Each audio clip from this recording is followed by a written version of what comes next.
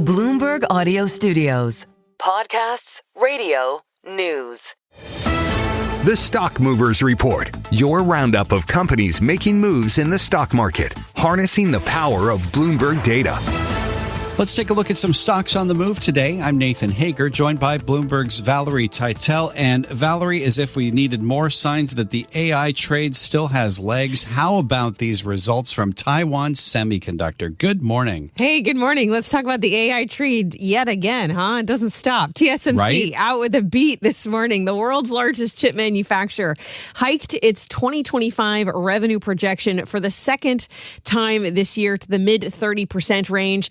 It was all boosted by AI chip demand. TSMC also reported a 39% surge in profit and just shy of $15 billion in net income for the quarter. The shares are rising 1.6%. The ADRs listed in the U.S. are in pre-market trading higher, also lifting the broader tech space to Nvidia up 1.3% off the back of this.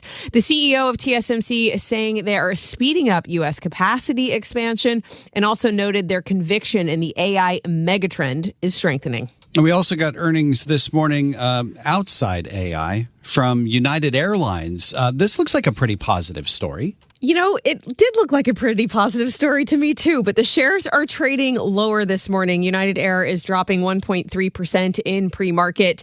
They did report resilient demand fueled by its premium passenger class, and the airline forecasted adjusted earnings per share that was decently above estimates. However, some analysts are pointing to the fact that operating revenue for the quarter fell just shy of street expectations, and Bloomberg Intelligence notes they're a sign of saturation, especially when it comes to the premium seats that it sells. But look, the airline industry has done decently well since the Delta beat last Wednesday. So you could also just tag the fact that United Airline is up some 10% in the last 10 sessions. Okay, so a modest decline in the pre-market for United Airlines. But we got to talk about the biggest downside mover this morning. What is going on with Hewlett Packard Enterprise?